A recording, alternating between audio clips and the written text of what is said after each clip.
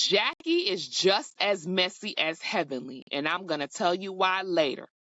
Stay tuned for my Married to Medicine episode 8 recap. This is the Fly on Ebony Ivory. Let's get into it.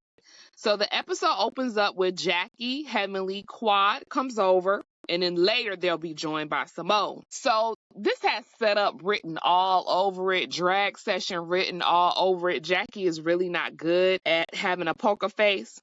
So they basically are having this little gathering to go over the fact that the date that Phaedra had an auction off for $4,000, he wanted his money back. He wanted his money back that night. The morning, he was emailing and calling everybody. So they're basically saying that this is Phaedra's fault that he wanted the money back. So, I don't understand why this man gave his credit card number willingly and all of that stuff if he didn't want to pay for the date and go through with it. He just wanted to be on TV. And was going along with it because he wanted to be on TV but this is embarrassing because they're making it seem like this is Phaedra's fault. And I don't think it is because somebody else wanted their money back. At the end of the day, they raised a little over $51,000. They raised maybe $55,000. We know now that the goal was $100K, and that's because that's the goal that Phaedra set. We know Jackie was only setting a $25,000 goal. Okay, and we also know now that Phaedra cut a check for almost $40,000. Her check did clear, and the other girls only gave a donation of $2,500. While you're going around making fun that the guy wanted his money back and all of this stuff and trying to make it Phaedra's fault, why y'all not clowning the man? Why are y'all clowning Phaedra? See, this is what I don't understand. He's the one that did it. So why aren't y'all clowning him? No, you just want to clown Phaedra, even though she cut a check for $37,000 and that check cleared. But y'all bitching and moaning about $4,000. It gives that y'all are jealous and y'all are upset that y'all couldn't cut a check for that much. It gives that y'all don't have any liquid assets in that amount. And that's what y'all are really mad about. Because I don't understand where it's coming from. And if you guys have any idea, please feel free to comment and let me know. Also, don't forget to like and subscribe to the channel and turn on your bell notification so you are made aware the next time that I drop a recap.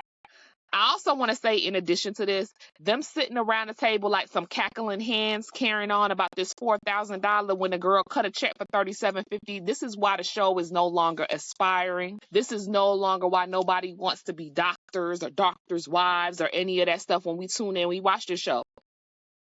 It just gives bitter Bettys. That's what the show is giving right now. Bitter Bettys. And that's just my opinion, and they make the show very hard to watch. And Simone, I was really highly disappointed in you because you was carrying on talking about everybody want me, Fox, NBC, naming off all these broadcasting channels. Why are y'all mad? Why are y'all mad? She's on other TV shows. Why are y'all upset about that? It gives bitter hands, and y'all got to cut it out. Where's Mariah? Where's Mariah? Because when Mariah was on, it was definitely more focused on the opulence of it all, of wanting to be a doctor's wives, or wanting to be a doctor, or wanting to be in these social circles. Y'all are not giving that. Y'all really are not. So, let's get into it. So, they're on a triple date. You have the Metcalfs, you have the Whitmores, and you have Greg and Sweet Tea. I don't remember their last names. So, they're all catching up.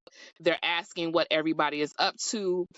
Sweet Tea says she's planning an age gap dating event. In her confessional, she says she wants to normalize the age Sweet and Savory. Older men want a little young thing and this, that, and the other. And I'm just like, okay, well, if that's her niche, I mean, there's something for everybody to do. That's fine. We have a new couple. We have Dr. Mimi. Her husband is a retired NFL player. They've been married for 10 years. They have 2 children, 6 and 7. Looks like a solid family. They met once he was retired, and they look like they're going to be a fun addition. So then they're announcing their couples trip, and they going to Key West. Key West just sound like a bore to me. I went to Key West a very long time ago, and I had a horrible time. It is really for the golden year people.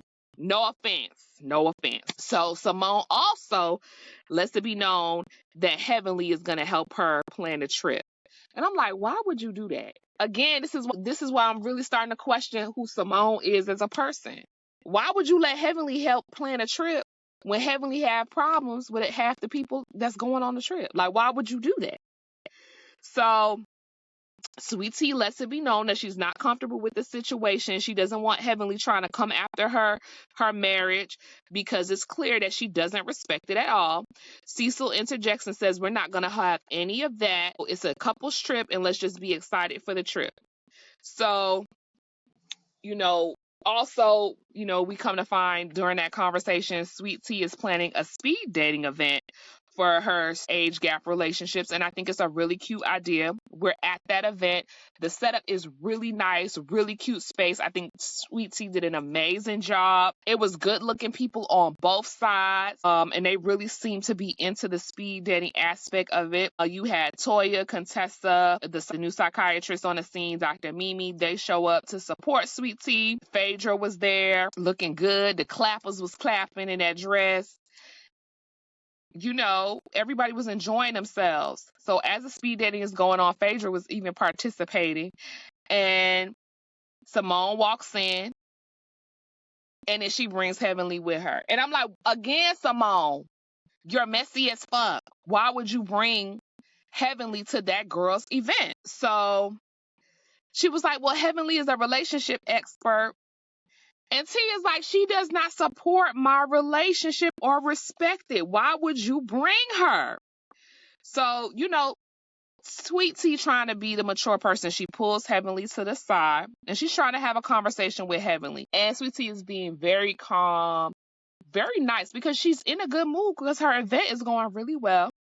Heavenly already defensive. Just move forward. Just move forward. It's like, and it's just like, again, here's this bitter Betty energy coming into the fold that makes people not want to tune in and not want to watch the show. Heavenly immediately starts talking about Sweet Tea's tone. And again, her tone, there was nothing wrong with her tone. She was really being very respectful and trying to come to a common ground. Simone comes over and tries to, try to mediate the conversation. And she's like, Simone, you should have asked me if you could bring her. And Dr. Mimi then comes over trying to settle everything. And Sweet Tea is like, I'm just sick of Heavenly's attitude. Well, she could leave. And I don't blame her. Like, this is my event. This is my time to shine. And here you come with your black cloud of foolishness. What you here for?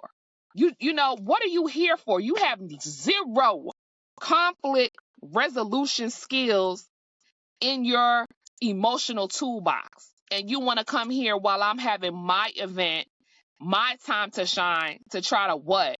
Steal the moment. I don't know what the purpose of that was for. And again, Simone, I'm side-eyeing you because it's phony as hell for you to even bring her. It's real bogus. So, Heavenly lying to everybody. I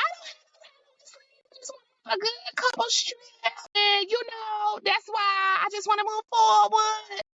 And that's it. You don't want to go on this couple trip with your husband and you have so much contention with other people in the group. You just don't want nobody to come after you on this trip. That's really why you're trying to squash it.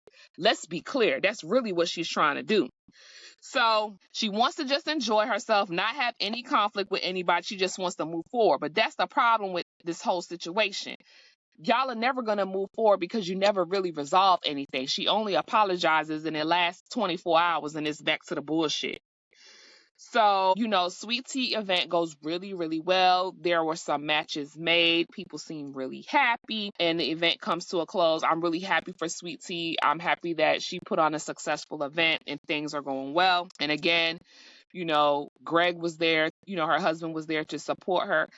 And that man really does love her. You can definitely see it. They both love each other. So the next scene, we are at Toya's event. because she has invited the girls to the baby shower. The girls are wondering if Quad is pregnant. Is that who she throwing a baby shower for? Like, they're like, what's this baby shower? What is this baby shower? What is this baby shower? Ashton is there, catering and cooking. The girls are chowing down on his hamburgers. They are really enjoying it. Quad tells him he has outdone himself. Like, everybody's having a nice, calm. It's a nice, calm, just like a giddy little time.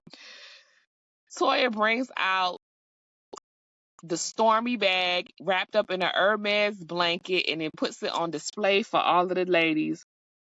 They all looking around. They just cannot believe this. The only person that wasn't there was Jackie. She said she had a surgery to do.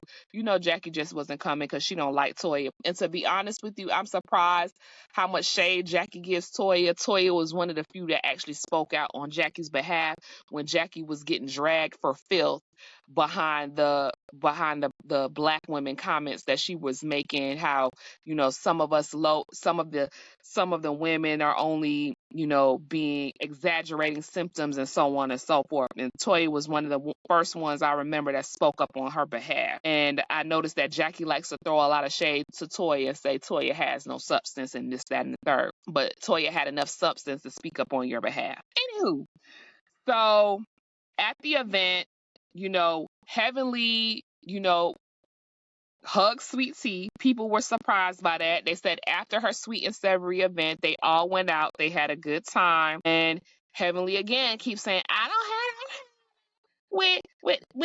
I don't have no problem. I don't have no problem. They also divulged that at the after hours event that they had, that she had a nice long talk with Greg. She apologized. They squashed the beef, and they're just moving forward. That's it. Everybody was dressed really cute for the baby shower. Heavenly looked like she was going to a biker club meeting. Okay? That's all I'm going to say. So Ashton is cracking up at his mom. He's like, he just really can't believe she's having a baby shower for this purse. He just thinks his mom is over the top. And he said the purse was ugly. That tickled me. The lady spoke on, having your first Birkin. It should be like a private experience, not something that you put on display. All of a sudden, they so classy and above it. You feel me? And then you go next week, they're going to have that couples trip. I think this was a nice event for Toya, and I think Toya was making light of situations that had already been heavy in the way that she brought the group together. And I think Toya was making herself the butt of the joke, so to speak, to have the girls come together and they actually had a nice moment where everybody was laughing and it was no drama. So Toya, hats off to you. This is the end of my recap. Please don't forget to like, subscribe, follow me on my social media platforms, The Fly Aunt, Instagram, TikTok, YouTube, of course, Lemon8, and Fanbase. And I will see you on the next recap. Auntie loves you. Bye-bye.